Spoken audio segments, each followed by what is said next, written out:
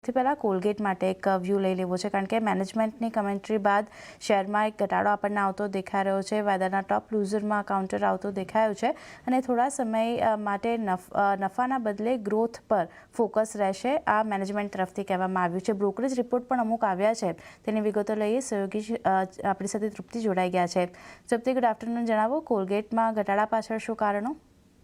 Good afternoon. આજે આપણે સવારથી જોઈ રહ્યા છે કે કોલગેટ શાર્પ ડિક્લાઇન તરફ અહીંયા આપણને કારોબાર કરતો જોવા મળે છે. લગભગ અહીંયા અત્યારે પણ આપણે હાલમાં જોઈશું તો લગભગ 3.5% એક ઘટાડો અહીંયા જોવા મળી રહ્યો છે. ખાસ કરીને મેનેજમેન્ટની જે કમેન્ટ્રી છે, એટલે કે કોન કોલની જે મોટી વાતો જે છે અહીંયા બજારને ખાસ પસંદ નથી આવી. અને સાથે બ્રોકરેજ રિપોર્ટ પણ આપણે જોઈ રહ્યા છે, જે હિસાબે સાવચેતીભર્યું વલણ રાખવાની વાત કરે છે, તેનો સીધો ઇમ્પેક્ટ અહીંયા જોવા મળી રહ્યો છે. પહેલાં કોન કોલ પર નજર કરી લઈએ તો અહીંયા કંપનીનું ફોકસ જે છે તે હાલમાં નફાથી વધુ હવે ગ્રોથ પર જોવા મળી રહ્યું છે. એટલું જ નહીં, અહીંયા મેનેજમેન્ટનું કહેવું છે કે તેઓ ગ્રોથ વધારવા માટે તેઓ A&P ખર્ચ વધારવા તૈયાર છે, એટલે કે એડવર્ટાઇઝિંગ પર પોતાનો જે છે ખર્ચ અહીંયા વધારવા માટે તેઓ તૈયાર થઈ રહ્યા છે. જેમાં ખાસ કરીને પ્રીમિયમ પ્રોડક્ટ્સ જે છે તેના પર તેઓ અહીંયા ખર્ચ વધારશે. જેમાં ખાસ કરીને કોલગેટ ટોટલ છે, તે વિઝિબલ વ્હાઇટ પર્પલ છે અને ખાસ કરીને પેરિયો ગાર્ડ જેવા પ્રોડક્ટ જે પ્રીમિયમ પ્રોડક્ટ છે તેના પર તેઓ પોતાનો અહીંયા ખર્ચ જે છે તેને વધારવા પર ફોકસ કરી રહી છે. અને ખાસ કરીને મેનેજમેન્ટે અહીંયા તેમને એ પણ વાત કરી છે કે તેમનું અહીંયા પોમેલિવ જે પ્રોડક્ટ જે છે તેનું એક પ્રદર્શન જે છે અહીંયા ખાસ કરીને થોડુંક નબળું રહ્યું છે. સાથે તેમને એ પણ વાત કરી છે પ્રોડક્ટ માટે તેમને બોમ્બે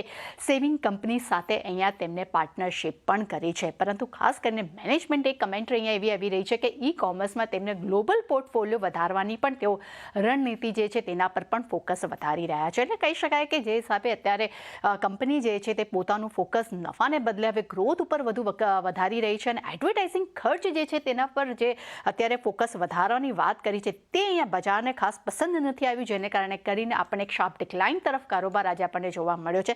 સાથે જો બ્રોકરેજ રિપોર્ટ પર નજર કરશું તો ડેફિનેટલી HSBC CLSA તરફથી આપણને હોલ્ડ રેટિંગનો રિપોર્ટ જોવા મળી રહ્યો છે. સિટી અહીંયા વેચવાની સલાહ આપી છે.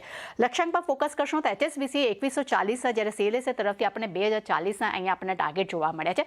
સિટી અહીંયા લગભગ 2000ના ટાર્ગેટ તેમના તરફથી આપણને જોવા મળી રહ્યા છે. પરંતુ અગર તેમનો વ્યૂ અગર જાણી લે તો HSBC તરફથી વ્યૂ એવી રીતે છે, તેમનું કહેવું છે કે કોલગેટ જે છે તે કંપની માટે ખાસ કરીને પ્રીમિયમ બનાવવા પર પ્રયત્ન કરી રહી છે અને વધુ વપરાશ માટે ગ્રોથનું એક મુખ્ય ટ્રિગર આવનારા સમયમાં જોવા મળી શકે છે. પરંતુ અહીંયા માર્કેટિંગ પર વધુ ખર્ચ હોવા છતાં પણ આવક ગ્રોથ છે તે નફા કરતાં અહીંયા વધુ રહી શકે છે.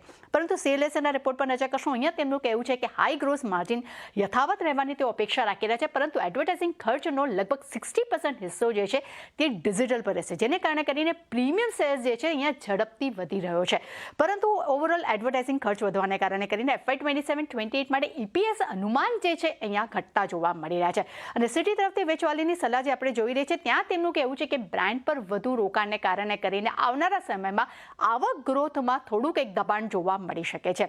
એટલે ડેફિનેટલી કહી શકાય કે આજે મેનેજમેન્ટની કમેન્ટ્રી જે બજારને પસંદ નથી આવી અને બ્રોકરેજ રિપોર્ટમાં પણ જે સાવચેતીભર્યું વલણ રાખવાની સલાહ છે તેનો એક ઇમ્પેક્ટ કોલગેટ પર આપણને જોવા મળી રહ્યો છે.